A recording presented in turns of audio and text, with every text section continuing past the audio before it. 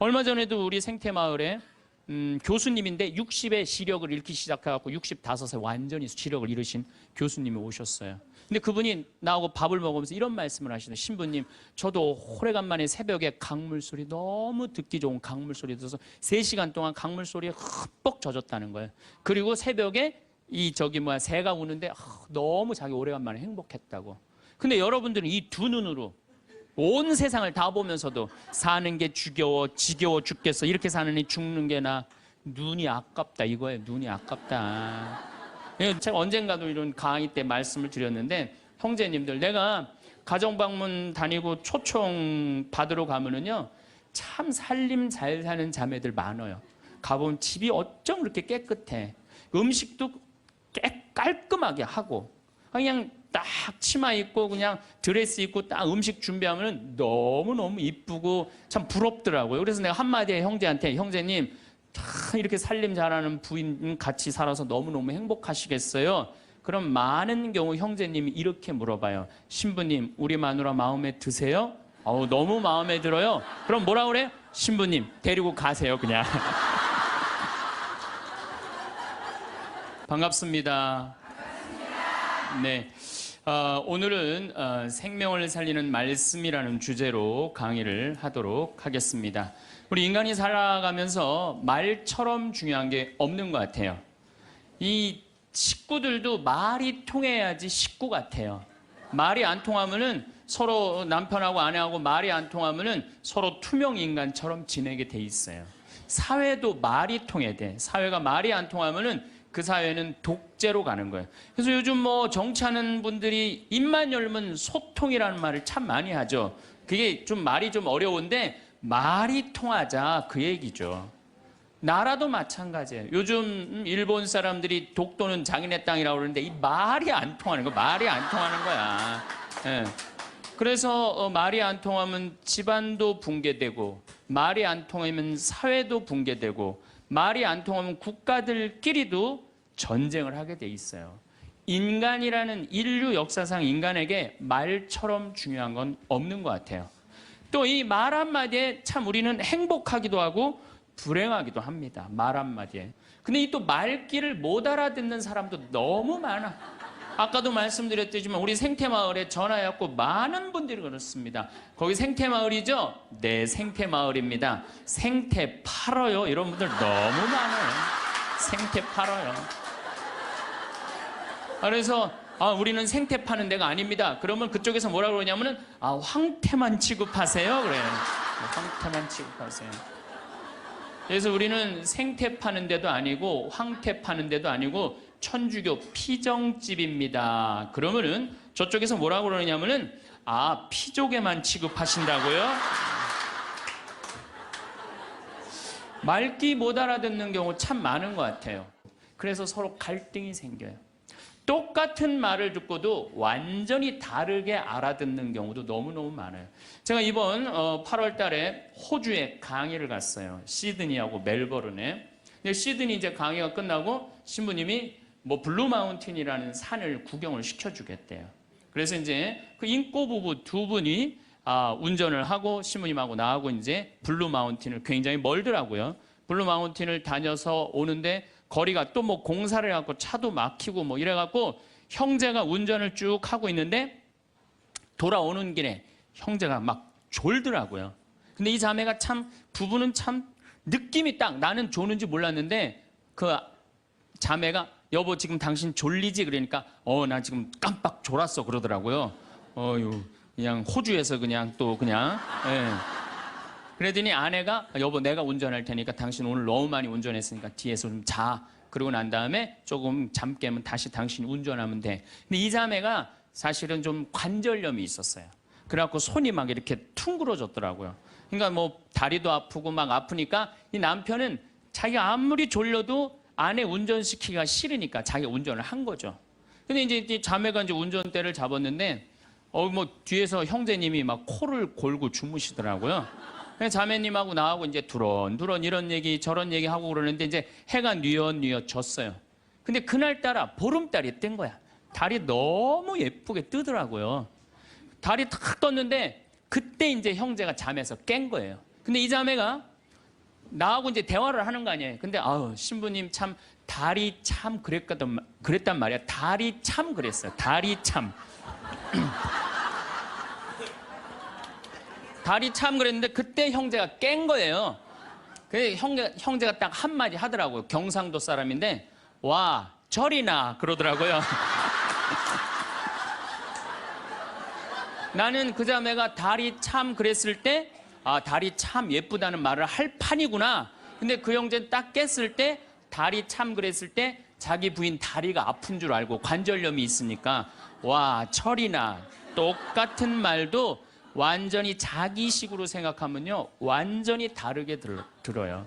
이렇게 완전히 다르게 들음으로 해서 오해되는 일들이 너무 많아요. 그래서 뭐 수많은 갈등들이 일어나죠. 잘못 알아들어서 자긴 그렇게 알아들었다 이거죠. 또 말 한마디에 사람 인생이 바뀌기도 해요. 말 한마디에. 그 대표적인 사람이 누구냐면 박지성 선수예요. 박지성 선수. 박지성 선수가요 고등학교 때 참 공을 잘 찼대요. 근데 이 박지성 선수의 특징은 뭐냐면은 90분 내내 뛰어다니는 거 쉬지 않고. 그런데 그 박지성 선수의 가치를 아무도 몰랐어요. 그래갖고 프로팀에서도 박지성 선수를 스카우트해가지 않았고 대학교에서도 박지성 선수를 스카우트해가지 않았어요. 그래갖고 박지성 선수는 너무 공을 차고 싶었는데 이때 명지대학 감독님이 박지성 선수의 가치를 알아봐요. 그래갖고 딱 뽑으려고 그러니까 이미 축구팀은 다 찬 거야. 그래서 보니까 테니스부에 한 명 TO가 남아있는 거야. 그래서 박지성 선수한테 뭐라고 그러냐면은 너 우리 대학교 테니스부로 들어와라. 공은 축구부에 와서 차고. 그래서 박지성 선수는요 놀랍게도 축구 선수로 대학에 들어간 게 아니라 테니스 선수로 대학을 들어가요. 네. 테니스 선수로 대학을 들어가요. 근데 이 박지성 선수의 이 가치를 누가 알아보느냐면 히딩크가 알아봐요. 쭉 다니면서 너무 열심히 뛰거든. 뽑아요. 유명한 프로 선수도 아니고 대학 유명한 유망주도 아니고 박지성 뽑았을 때 히딩크가 많은 욕을 먹었다고 그래요. 그 뭐 맨날 후보로 뛰었죠. 그러니까 이 박지성 선수 너무 실망해갖고 락카룸에 있는데 히딩크 감독이 통역관을 데리고 와서 뭐라고 딱 1분 떠드는 거예요. 근데 또 박지성 선수가 그때는 영어를 지금은 잘하지만 못 알아듣잖아요. 그래서 통역관한테 지금 저 감독이 나한테 뭐라고 그러는 거냐? 그랬더니 통역관이 하는 말이 박지성 선수 당신은 히딩크 내가 생각하기에 당신 너무너무 훌륭한 선수가 될 자질을 갖고 있다. 앞으로는 세계적인 스타가 될 것이다. 아무도 주목하지 않았는데 이 히딩크라는 이 감독이 말 한마디에 그 1분에 자기 인생이 바뀌었다는 거예요. 그 다음부터 플레이를 할 때 자신감을 가지고 플레이를 하기 시작했대요. 점점 박지성 선수의 가치가 드러나면서 여러분들 이 포르투갈전 32강 마지막 경기 했을 때 박지성 선수가 이영표 선수가 공을 차고 가슴에 트래핑을 해갖고 딱 골인을 넣죠. 누구한테 제일 먼저 뛰어가죠? 그렇죠. 히딩크한테 탁 끌어안잖아요. 자기 인생의 멘토, 인생을 운명을 바꿔준 사람이잖아요. 말 한마디에 사람이 운명이 바뀌는 거예요. 그래서 세계 최고의 맨유에 입단까지 하고 박지성 선수는 맨유가 역사가 100년이 넘는데 200회 이상 출장한 92번째 선수가 돼요. 물론 지금은 팀을 이적을 했지만은 정말 아시아인으로서의 최고의 스타가 된 거죠. 세계적인 스타가. 근데 박지성 선수가 자기 자서전에 뭐라고 그러냐면 그 히딩크 감독이 1분의 칭찬이 내 인생을 바꿔놨다고 얘기를 합니다. 그래서 우리가 말이라는 것처럼 중요한 게 없는 것 같아요. 근데 말에는 등급이 있어요. 말에는 등급이 있어요. 말에는 생명을 살리는 말씀을 하는 사람이 있어요. 말씀을. 또 좋은 열매를 맺는 말씨를 뿌리는 사람이 있어요. 또 입만 열면 상대방 기분 나쁘게 하는 말투를 던지는 사람이 있어요. 여러분들 마르틴 루터 킹 목사라고 아시죠? 이분이 유명한 연설을 해요. I have a dream이라는 유명한 연설을 해요. 근데 그 연설 중에 한 구절이 참 제 마음에 와닿는 구절이 있어요. 나는 꿈이 있습니다. 나는 사람이 피부색으로 평가받지 않고 그 사람의 인격에 의해서 평가받는 세상이 오는 그런 꿈을 꾸고 그런 꿈이 있습니다. 이런 설교를 해요. 흑인이 1960년대 투표권도 없었던 그 사람들인데 지금은 어떻게 됐어요? 미국의 오바마 대통령이 탄생을 했잖아요. 이 명연설, 이건 정말 생명을 살리는 말씀이에요. 말씀. 또 내가 천주교 신자야. 나 사는 게 너무 힘들어. 그냥 사랑도 안 되고 사업도 안 되고 그냥 자식도 안 되고 다 안 돼. 죽어야 되겠다. 내가 이제 이렇게 사느니 차라리 죽는 게 낫다. 그래갖고 죽기 전에 그래도 내가 천주교 신자니까 마지막으로 미사 참여를 하고 죽어야 되겠다. 그래서 마지막 주일날 저녁 미사를 이제 참여를 했어. 근데 그날따라 신부님 강론 말씀이 어쩌면 내 마음을 그렇게 잘 이해를 하고 나를 위로하고 나한테 용기를 주고 나한테 희망을 심어주는 강론 말씀을 했어. 근데 그 말씀을 듣고 마음이 바뀌었어. 성당문을 탁 열고 나갈 때 내가 왜 죽어? 이 좋은 세상. 내가 열심히 살아봐야지. 그리고 주먹을 불끈 쥐고 세상을 나갈 수 있다면 신부님 강론은 생명을 살리는 말씀이에요. 여기 있는 분들도 아마 그런 주위 분들한테 그런 생명을 살리는 말씀을 해주는 분들 많을 거예요. 좋은 말, 살과 피가 되는 그런 말씀 해주는 분들 많잖아요. 그렇죠? 이 최고급 등급이에요. 말에. 근데 두 번째는 말씨야. 말에는 씨가 있어요. 제가 3년 전에 뉴욕에 강의를 갔어요. 그런데 얼마나 많이 모였느냐면 2,000명 정도가 모여요. 2,000명. 엄청나게 많이 모였죠. 강의를 했는데 정말 교우들이 행복하게 강의를 들었어요. 근데 강의를 끝났는데 많은 사람들이 악수하고 사진 찍고 하는데 정말로 너무 예쁘게 생긴 아가씨가 원피스를 쫙 입고 날 보더니 싹 미소를 짓더니 다짜고짜 나를 탁 포옹을 하는 거예요. 이게 또 웬 여자냐. 누구시냐고 그랬더니 신부님 저 기억 안 나냐는 거예요. 그래서 기억이 안 나는데 누구시냐고 그랬더니 신부님 제가 초등학교 1학년 때 성당 마당에서 막 뛰어노는데 신부님이 저를 보더니 너는 여자아이가 어쩜 이렇게 말도 잘하고 성격도 좋고 씩씩하고 얼굴도 예쁘니 너 나중에 내가 봐서는 너 커서 어려운 사람 변호해주는 변호사 되겠다. 제가 그랬대요. 그러자마자 얘는 이제 뉴욕 바로 아랫동네 뉴저지라는 동네 이민을 간 거예요. 근데 이민을 가서 자기가 항상 공부할 때마다 그런 생각을 했대. 그 유명한 신부님이 나 변호사 된다고 그랬다. 변호사 된다. 공부 열심히 했대요. 그리고 제가 가던 해 맨하탄에서 지금 변호사 사무실에서 변호사 일을 하고 있다고.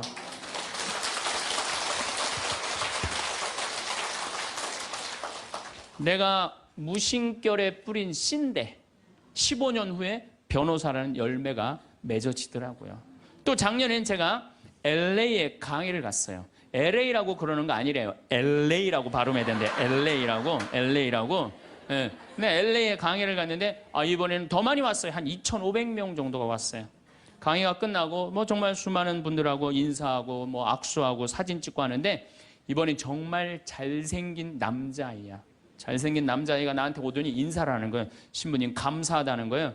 그래서 뭐가 감사하냐고 신부님 제가 평택 비전동 본당에 있을 때 제가 초등학교였는데 신부님 그때 내 손가락을 보더니 너는 남자의 손가락이 이렇게 섬세한 걸로 봐서 너 나중에 커서 사람 살리는 수술 외과 의사가 될 것 같다. 제가 그랬대요. 그러자마자 얘는 이제 LA로 이민을 간 거예요. LA로 이민을 간 거예요.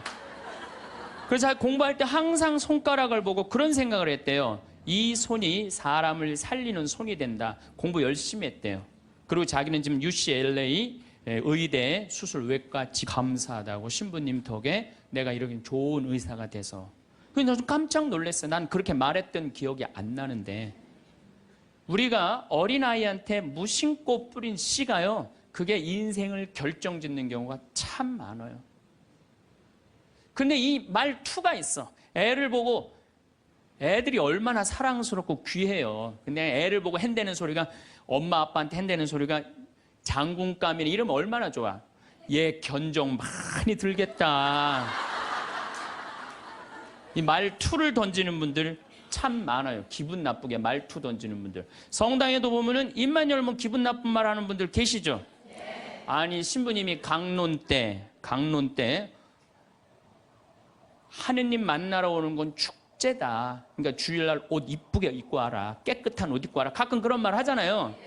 그래서 나도 정말로 예쁜 옷을 입고 가야지. 그래갖고 예쁜 옷을 입고 성당에 왔어. 근데 딱 자매 하나가 한다는 소리가 누굴 또 홀리려고 여시가 짓고 왔어. 꼭 그렇게 말하는 사람들이 있어요. 그렇죠? 기둥뿌리 뽑았냐? 뭐 개 탔냐? 뭐 이래갖고 아주 상처를 주는 분들이 있어요. 입만 열면은 상대방 무시하고 가슴에 아픈 거를 이렇게 심어주는 분들이 참 많습니다. 말에는요, 가는 말이 고와야 오는 말이 고와요. 한 10년 만에 한 60에 헤어졌는데 70에 만났어. 내 친구가 한다는 소리가, 야, 너 10년 동안 안 보는 동안 팍상 늙었다. 그러면은 이쪽에서 팍상 늙었다고 말들은 이 사람은 너 10년 동안 안 보는 동안 팍상 늙었다. 그런 친구한테 뭐라고 그럴 것 같아요? 너도 만만치 않아. 가는 말이 고와야 오는 말이 고운 거예요. 그런데 10년 만에 만났어. 너 10년 동안 안 보는 사이 뭐 이렇게 나이 하나도 안 먹었어. 어쩜 이렇게 고우니 너는? 그럼 이쪽에서는 또 뭐라 그럴 것 같아요? 너도 참 곱게 늙어간다 얘. 가는 말이 고와야지 오는 말이에요. 근데 우리는 말투가 너무 많아요. 이 말투를 누구끼리 제일 험하게 하느냐? 부부끼리 제일 험하게, 부부끼리. 어떤 부부가 길을 가다가 남편이 저길 보니까 길을 건너는데 이제 어떤 젊은 여자가 서울 나와 보니까 정말 난 평창에서 생전 그런 거 구경 못 하는데 아가씨들이 정말 쭉쭉 빵빵 반바지 입으면 그냥 다리도 어쩜 저렇게 미끈해. 그냥 미니스커트를 입은 아가씨 허벅지 구경하느냐고 트럭 지나가는 걸 못 봐요. 이 남자가 부부가 가는데 트럭이 딱 급브레이크를 딱 잡은 거예요. 트럭 기사가 창문을 열더니 야 이놈의 새끼야 눈 어디다 뜨고 다니냐. 너 지금 저 여자 보느냐고 차 지나가는 거 못 봤잖아. 너 치면은 내 팔자 망친다. 내 팔자만 망치는 게 아니라 너 병신 되면 네 마누라 네 자식 고생한다. 그 여자한테 한눈 팔면 너 인생 망치는 거다. 욕을 5분 동안 바가지로 하는 거예요. 그랬더니 5분 딱 지나더니 창문을 인생 똑바로 살라고 그러고 창문을 닫고 갔어요. 남편은 하도 벙쪄 있어서 그렇게 쳐다보고 있는데 아내가 툭툭 치면서 여보 당신 저 트럭 기사랑 친해? 아니 나 처음 보는 사람이야. 그랬더니 아내가 한다는 소리가 그런데 어쩜 그렇게 당신에 대해서 정확하게 알고 있어?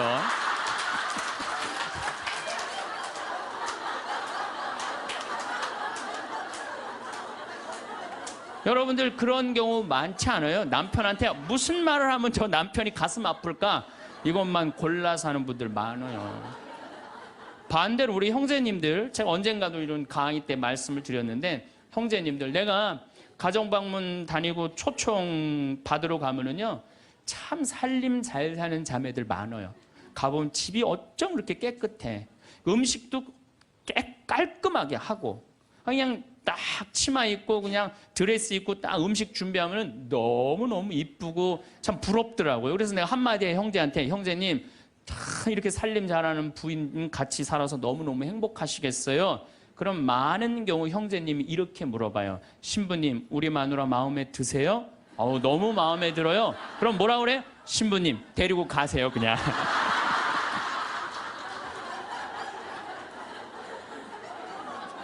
말투야.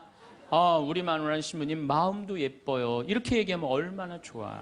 근데 부부끼리 서로 상처나는 말을 골라서 해요. 골라서. 말투죠. 여러분들 자식들한테도 어때요? 애가 공부 좀 못하면 속상하잖아요. 뭐라 그래? 내가 너 같은 거 낳고 좋다고 미역국 끓여 먹은 내가 미친년이다. 엄마인데도 어쩜 그렇게 상처되는 말을 자식한테 골라서 할 수가 있어요? 너 이게 엄마가 막 애가 따지면 이게 죽으려고 그러는 거 살려놨더니 이게 눈 똑바로 뜨고 그냥 엄마한테 덤비는 거 봐. 그때 1살 때 죽을 때 그냥 놔두는 건데 그냥. 그냥 애들 가슴에 멍을 들게 하는 분들이 많아요. 그래서 이번 강의에는 과연 나는 이 귀한 말을 가지고 생명을 살리는 말씀을 하는 사람인가? 아니면 좋은 열매를 맺는 말씨를 뿌리는 사람인가? 아니면 입만 열면은 주위 사람들 가슴에 멍을 들게 하는 말투를 던지는 사람인가? 이 이야기를 3주에 걸쳐서 이야기를 나누고 싶습니다. 자, 30만 년 전에 지구에는 두 종류의 인간이 살았어요. 하나는 네안데르탈인. 이 네안데르탈인은 독일 네안데르탈이라는 계곡에서 발견한 인간의 뼈예요. 또 하나는 호모 사피엔스. 우리 조상은 호모 사피엔스예요. 황인종, 백인종, 흑인종. 우리 조상이에요.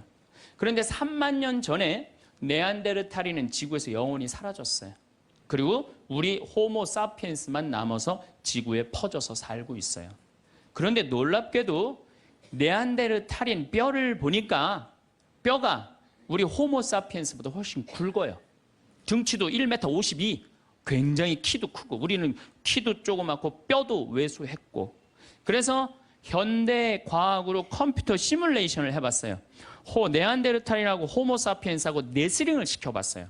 그랬더니 컴퓨터 시뮬레이션에서 어떻게 나왔느냐 하면은 네안데르탈인이 호모 사피엔스 뼈를 으스러뜨릴 정도로 힘이 좋았어요. 그런데 네안데르탈인은 지구에서 영원히 사라지고 호모 사피엔스만 살아남은 거예요. 많은 학자들이 지금 인류학자들이 연구를 하고 있어요. 어떻게 우리가 살아남을 수 있었을까? 호모 사피엔스는 바늘을 했대요. 그러니까 이 북쪽으로 이제 유럽에 가갖고 바느질을 막 하면서 추위를 견뎠다는 거예요. 이런 이론도 있고 여러 가지 이론이 있는데 또 언어에 두 가지 이론이 있어. 언어에 두 가지 이론. 하나는 뭐냐면은 네안데르탈인은 이마가 누워 있어요. 이마가. 우리는 이마가 튀어나왔고. 여러분들 이마가 누워 있으면요 발음 기관이 발달하지 않아요. 한번 뉘어보세요. 그리고 말해보세요. 말이 잘 나와요, 안 나와요? 잘 안 나오죠? 발음 기관이 발달하지 않아요. 또 하나는 결정적으로 네안데르탈인은 혀천장이 평평해요. 호모 사피엔스는 혀천장이 동그란데.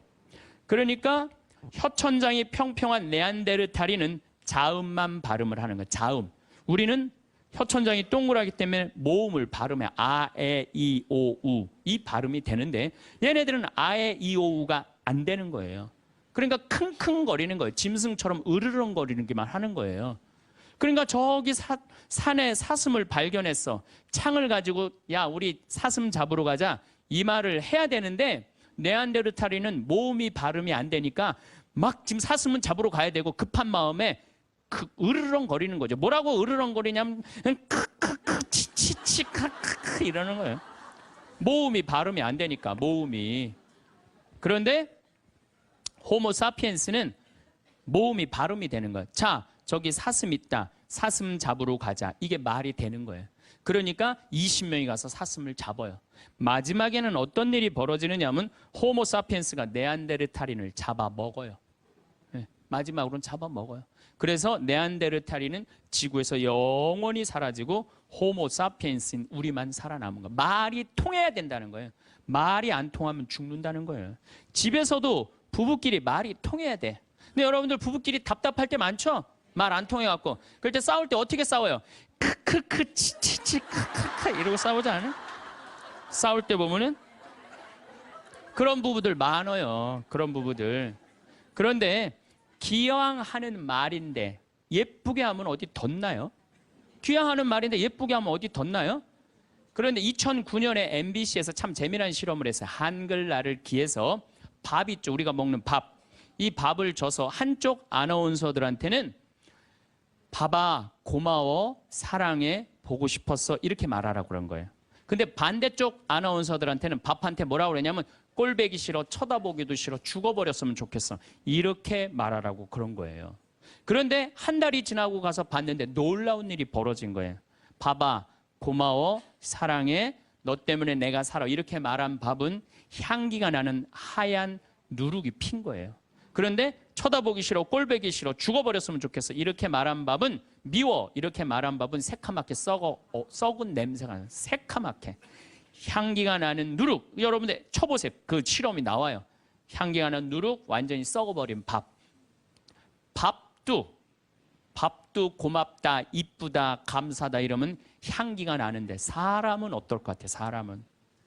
내가 혼배를 한 200상, 300상 정도 해줬어요.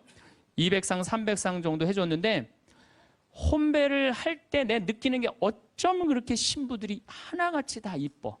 안 이쁜 신부가 없어요. 안 이쁜 신부가. 왜 이쁠까요? 남자가 데이트할 때 뭐라 그래? 보고 싶었어. 사랑해. 난 너 없으면 난 안 될 것 같아. 난 너 없으면 죽을 것 같아. 난 네가 원하는 건 다 해줄 수 있어. 말해봐, 원하는 거. 별을 따다 줄까? 달을 따다 줄까? 그럼 여자가 반짝반짝 웃어야 안 웃어요?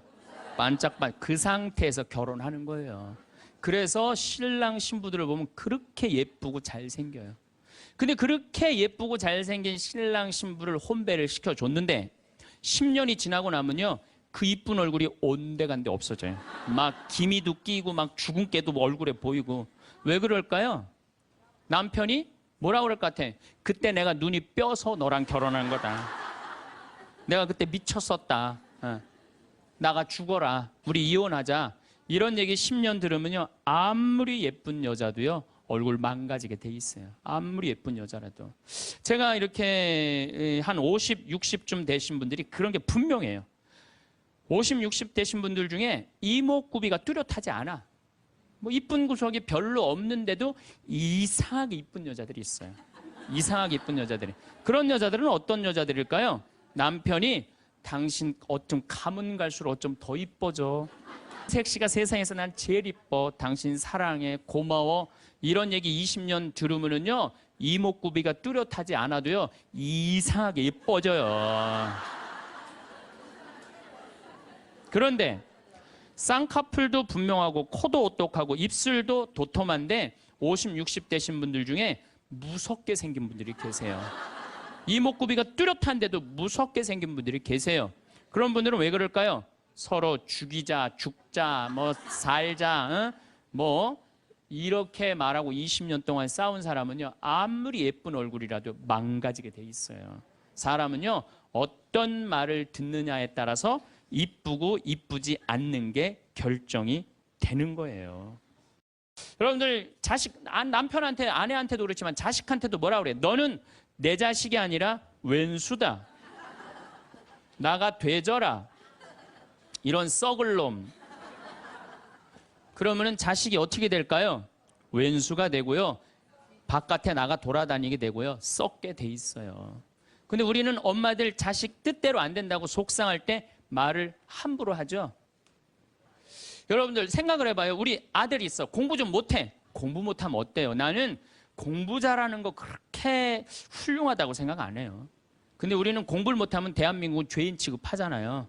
어쨌든 공부를 못해. 그런데 아들한테 엄마가 괜찮아, 공부 못하면 어때? 이렇게 잘생긴 아들 하느님이 우리 집에 떨어뜨려 줬고 엄마는 밥 안 먹어도 우리 아들만 봐도 배불러. 이런 소리 듣고 자라는 애들은요, 삐뚤어질 수가 없어요.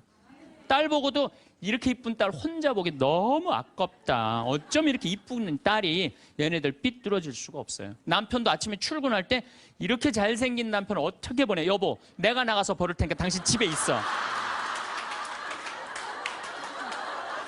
이러면은요, 남자가 돈 벌러 나갈 때 어깨 당당하게 피고 나가요. 근데 남편 출근할 때 뒷꼭지 대고 오늘 그 돈 안 갖고 들어오려면 집에 들어올 생각 꿈도 꾸지 말라고. 그럼 남자는요, 나가서 어깨 피고 돈 못 벌어요. 말에 복이 있는 거야. 말에 복이 있는 거예요. 어떤 엄마가 입만 열면 아들한테 빌어먹을 놈이에요. 빌어먹을 놈. 야, 이 빌어먹을 놈아, 밥 처먹어라. 근데 초등학교 1학년 때 반에서 1등을 했어. 근데 엄마가 한다는 소리, 빌어먹을 놈 공부 잘하네? 삶이 힘들었나 봐요. 서울대 법대를 합격을 했어. 그랬더니 엄마가 한다는 소리, 우리 빌어먹을 놈 드디어 큰일 해냈네. 근데 엄마는 그리고 돌아가셨어요. 돌아가셨는데 이 아들이 사법고시를 아무리 봐도 안 되는 거예요. 회사에 원서를 넣어도 안 되고, 선을 봐도 퇴짜 받고, 잘생기고 서울대 법대 나왔는데. 그래서 이상원이라는 그 장명하는 사람한테 가서 물어봤어요. 내 인생이 왜 이러는지 난 모르겠다고. 당신 쭉 살아오면서 무슨 얘기를 많이 듣고 살았느냐? 가만히 생각해보니까 엄마가 입만 열면은 빌어먹을 놈이라고. 그러니까 이 사람은 잘 안 되니까 동료 판사, 변호사, 검사한테 빌어먹기 시작한 거예요. 그게 당신 인생의 몸에 밴 거다. 내가 당신 관상을 보니까 벌어먹을 상이다.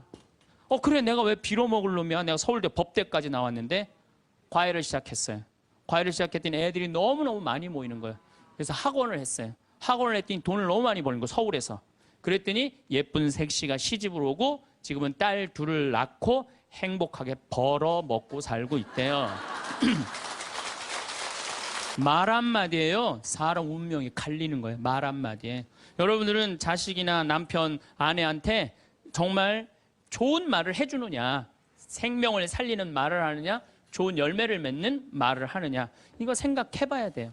여러분들 친구 집에 음식점에 갔어. 음식점에 가서 친구한테 요즘 장사 잘 돼? 그랬더니 친구가 한다는 말이 이러다가 망할 것 같아, 망할 것 같아. 꼭 남 탓하는 사람 있잖아요. 똥파리만 날려, 똥파리만. 근데 또 다른 친구 식당에 갔어요. 그랬더니 다른 친구가 장사 잘 돼? 남들은 힘들대는데 우리 집엔 단골 손님들이 와갖고 내가 매일 가락시장에 가갖고 신선한 재료로 음식을 준비를 해. 자, 다음에 친구들이 야, 너 우리 개 모임이 있는데 동창 모임 있는데 너 좋은 음식점 있으면은 나 안내 좀 해줘라. 그러면 여러분들 똥파리 날리는 집으로 안내할 것 같아요? 신선한 재료로 음식을 준비하는 집으로 안내할 것 같아요? 그렇죠. 말에는요, 복이 있게 돼 있어요. 제가 10년 전에 이제 강원도 평창 생태마을을 시작을 했어요. 근데 그때 사실은 주교님께서 저한테 어느 대학에 교수로 가라고 그랬어요. 근데 나는 교수보다는 평창에 가서 농사 짓고 살고 싶다. 그래서 주교님 명을 거역을 했어요. 지금 생각하면 철없었던 거였죠. 거역을 하고 내가 평창에 들어가서 이제 살기 시작했어요. 평창에 들어가서 살기 시작했는데 주교님이 반대한 거 아니에요. 평창에 가서 사는데 1년에 한 번 이제 주교님한테 신년 하례식 할 때 주교님이 물어봐요. 황 신부 거기 살만해? 너무 행복해요. 제가 이제 첫째 매주 뛰어갖고 된장, 간장, 고추장 판매하잖아요. 그 찾아오는 사람이 있어요. 팔릴 거 아니에요. 황 신부, 농산물 많이 팔려? 너무 많이 팔려요. 황 신부, 거기 사람들은 많이 와? 첫 해는 개미새끼도 안 왔어요. 알아야지 올 거 아니에요. 근데 내가 너무 많이 와요. 저는 제가 생태마을에 살면서 한 번도 생태마을이 사는 게 힘들다, 지겹다, 나 빨리 본당 내보내줘라 그런 소리 한 적이 한 번도 없어요. 그리고 내가 방송에 나가서든 어디 강의 가서든 나는 평창에 사는 게 너무 행복하다. 밤하늘에 별도 예쁘고 요즘은 또 이 물이 풍부해갖고 아침에 물 한 개가 피면요 아침에 일어나면 기가 막혀요. 네.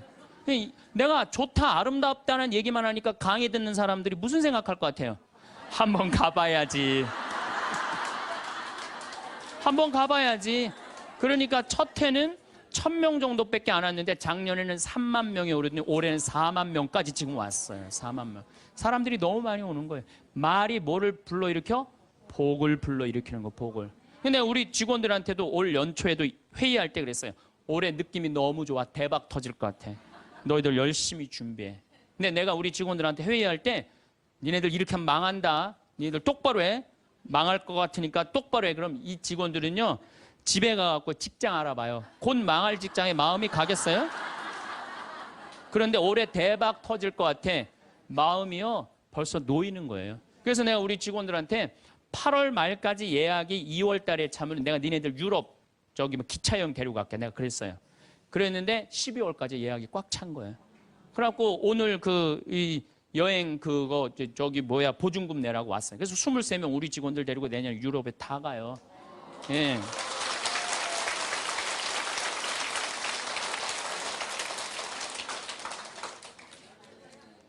제 신조는 그달에 번 건 그달에 다 쓰자. 이게 제 신조예요.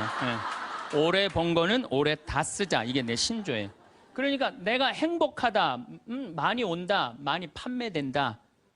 이렇게 말하니까 우리 생태마을이 즐겁고 행복하고 사람이 어제도 250명 다녀왔어. 내일도 또 250명 오고 매일 그냥 내가 외부 강의 나오지 않는 한 안에는 꽉꽉 차는 거예요.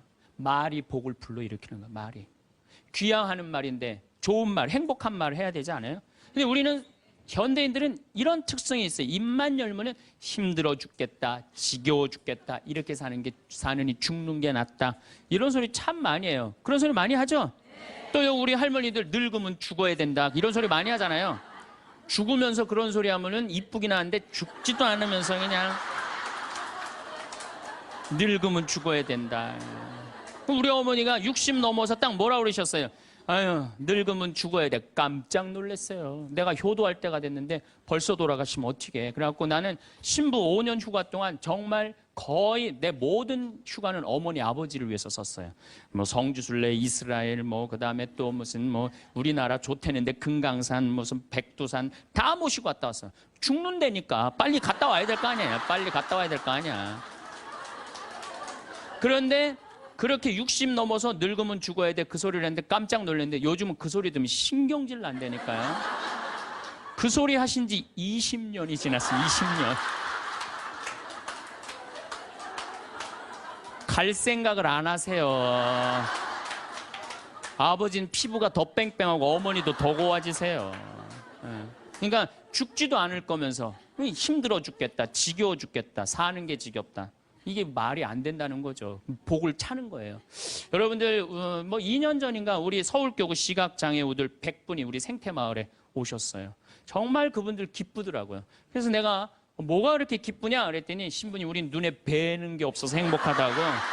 눈에 뵈는 게 없어서 행복하다고. 그런데 그분 네 분이 여러분들 제가 시각장애우들이랑 1년을 같이 살았어요. 상계동에서 1년을 살았는데 너무 잘 알아요. 그분들 뭐 젓가락 비비는 거 뭐 노름도 다 해요. 할 거 다 해요. 뭐 별걸 다 하는데 시각이 이게 어렸을 때 열이 너무 나갖고 시각을 잃어버리는 경우 많거든. 그땐 눈알을 빼요. 이 눈알이 있는 분들이 있고 아예 알을 빼는 분들도 있어요. 근데 이 눈알을 빼면 중증들이에요. 중증들. 눈이 있어도 흐릿하게 보이는 분들도 있어요. 근데 이 눈알을 뺀 내 형제가 우리 생태마을 그 데크, 강이 내려다보는 데크에 서서 이렇게 말하는 거예요. 야, 베드로야, 내가 50년 동안 우리나라 참 많이 다녀봤는데 이렇게 경치 좋은 데는 처음 본다. 그래서 내가 물어봤어요. 아니 이게 경치 좋은지 당신들이 어떻게 아느냐 그랬더니 신부님 강물 소리 들리지 않느냐. 강물 소리, 새소리 들리지 않느냐 이거야. 그 다음에 느티나무 바람에 흔들리는 소리 들리지 않느냐. 또 5월 달에 오셨는데 아카시아 향기, 공기 이렇게 경치 좋은 데는 처음이라는 거야. 얼마 전에도 우리 생태마을에 교수님인데 60에 시력을 잃기 시작해갖고 65세 완전히 시력을 잃으신 교수님이 오셨어요. 근데 그분이 나하고 밥을 먹으면서 이런 말씀을 하시더라고요. 신부님, 저도 오래간만에 새벽에 강물 소리 너무 듣기 좋은 강물 소리 들어서 3시간 동안 강물 소리에 흠뻑 젖었다는 거예요. 그리고 새벽에 새가 우는데 너무 자기 오래간만에 행복했다고. 근데 여러분들은 이 두 눈으로 온 세상을 다 보면서도 사는 게 지겨워 죽겠어. 이렇게 사느니 죽는 게 나. 눈이 아깝다 이거예요. 눈이 아깝다. 눈알 하나 갈아 끼는데 얼마 들어? 1억 들어. 1억. 2개 갈아 끼면 2억이야. 2억. 지금 난 눈 뜨고 쳐다보고 있는 분들 지금 2억 지금 깔고 있는 거예요. 지금 2억.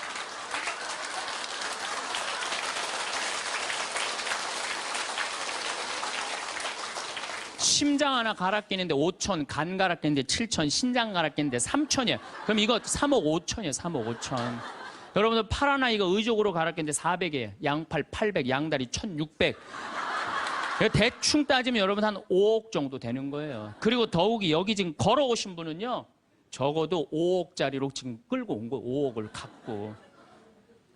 그리고 여러분들 눈, 다리, 손가락, 발가락 다 붙어있는 식구 4명이 밥을 먹으면은요 20억이 앉아서 먹는 거. 20억이 앉아서.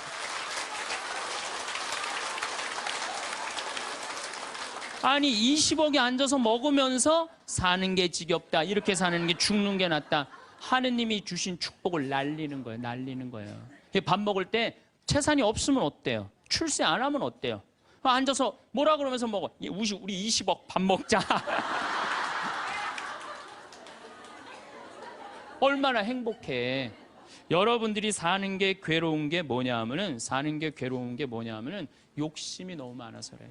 그래서 입에서 나오는 게 지겹고 불만만 나오는 거야. 사는 게 힘들면은 좋은 소리가 안 나오잖아요. 욕심이 많으면 사는 게 힘들어져요. 사는 게 힘들어서 욕심이 생기는 게 아니라 욕심이 많아서 사는 게 힘들어집니다. 여러분들 욕심만 안 피면요 우리 인생 괴롭지 않아요. 그러니까 괴로운 사람들은 입만 열면 힘들다 그래.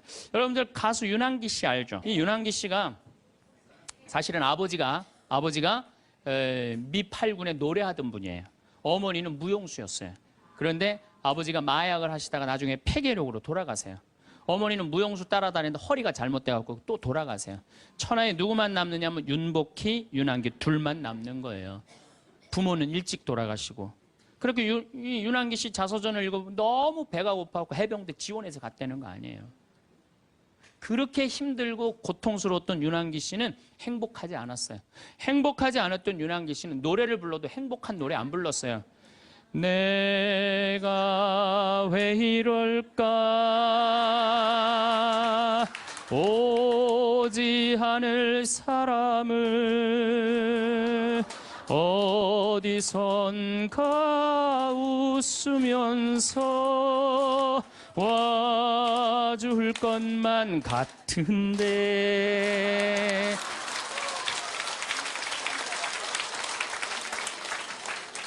행복하지 않았기 때문에 노래를 불러도 행복한 노래를 안 불렀어요. 처음에는 차라리 그 사람을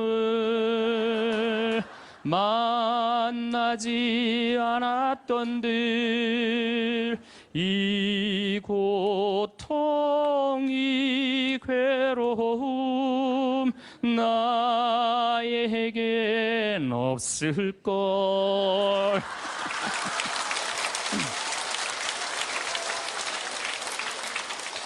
행복하지 않았기 때문에 노래도 행복한 노래가 안 나왔던 거죠.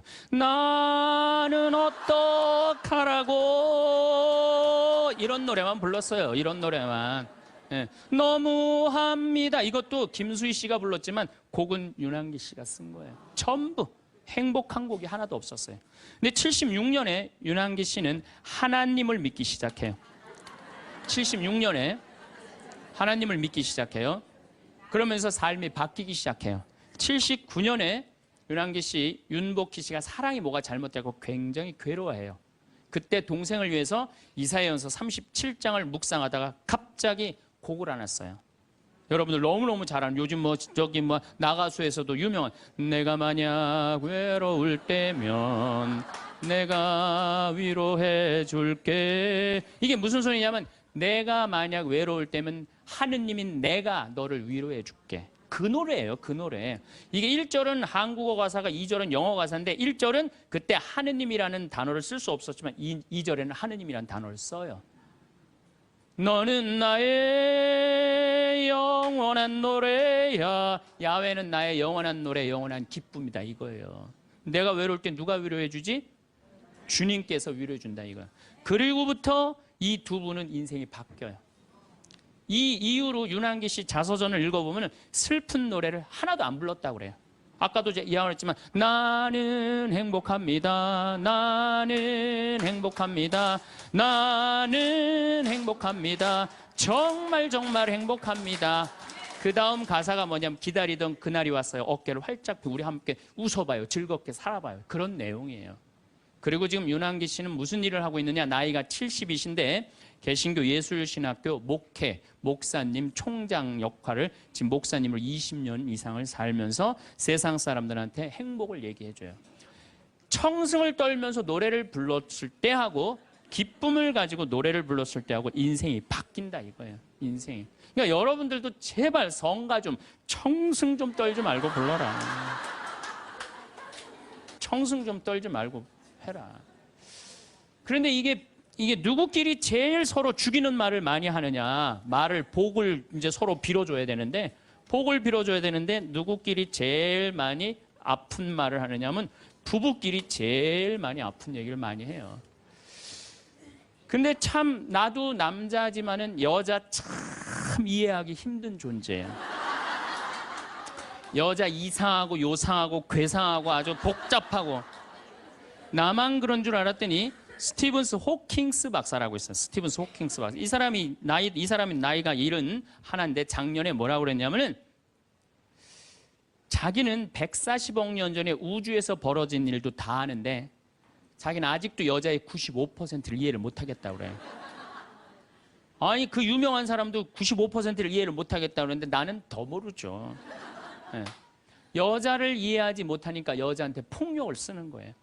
제가 신학교 1학년 때 주일학교 중고등학교 아이들을 데리고 한 20명 정도를 데리고 200명 정도를 데리고 여름 캠프를 갔어요. 우리 때는 4박 5일 가고 그랬어요. 섬강이라는 데를 갔는데 애들이 이제 수요일 날 이제 세 번째 날 전부 이제 강에 들어가는 프로그램이야. 근데 여선생 하나가 고개를 꼬고 안 들어가는 거예요. 그래갖고 아니 다 들어가는데 저 선생은 왜 저 물에 안 들어가느냐? 저 선생 프로그램에 참여시켜라. 빨리 집어넣어라. 그랬더니 다른 선생님들이 어디 학사님 안 된다는 거예요. 저 선생님 오늘 그날이라는 거예요. 그날.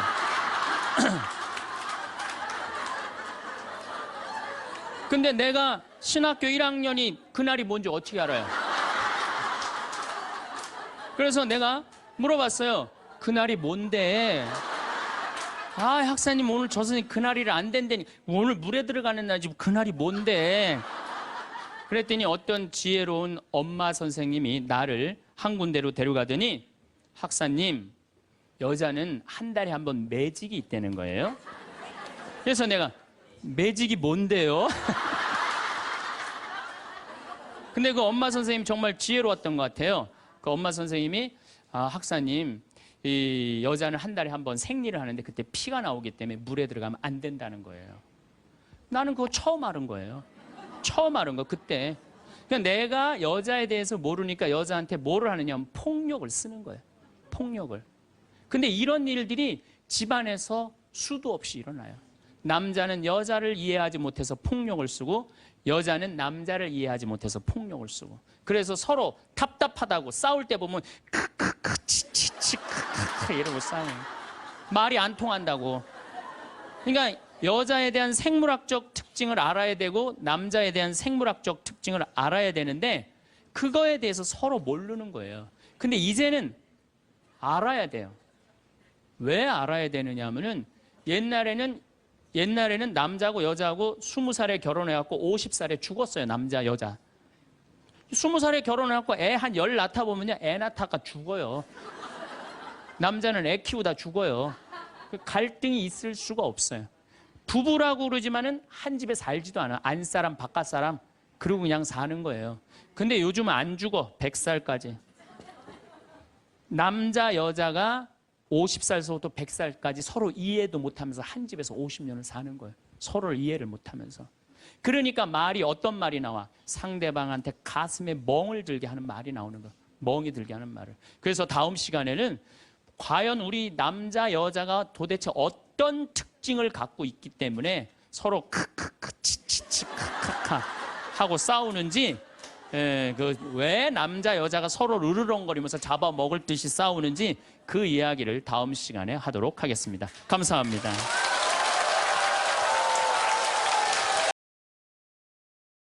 오늘 강연 어떠셨나요?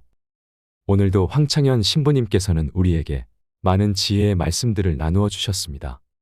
오늘은 아무리 가까운 사이라도 가장 중요한 말을 잘해야 한다고 말씀하셨는데요. 우리는 자주 가깝기 때문에 누구보다 나를 더 잘 이해하고 있으리라는 생각에 함부로 말하고 대하는 경우가 참 많은 것 같습니다. 가까운 사이이기 때문에 더욱 잘해주고 좋은 말, 긍정적인 말을 사용해야 하는데도 말입니다. 고마우면 고맙다고, 사랑하면 사랑한다는 말을 더욱 자주 표현해야 서로 간에 오해가 생기지 않습니다. 매일 좋은 상황만 있지는 않기 때문에 그럴 때라도 서로 인정하고 이해하며 존중하는 말을 사용한다면 큰 다툼으로까지 이어지지는 않을 것입니다. 마음과는 다르게 함부로 내뱉은 말이 점점 오해로 쌓여 나에게 부메랑이 되어 돌아오기도 하는 게 말이니 참 조심해서 해야겠다는 생각이 듭니다. 신부님 말씀처럼 가는 말이 고와야 오는 말이 곱다는 것은 우리가 학창시절부터 누누이 들어서 알고 있는 말인데요.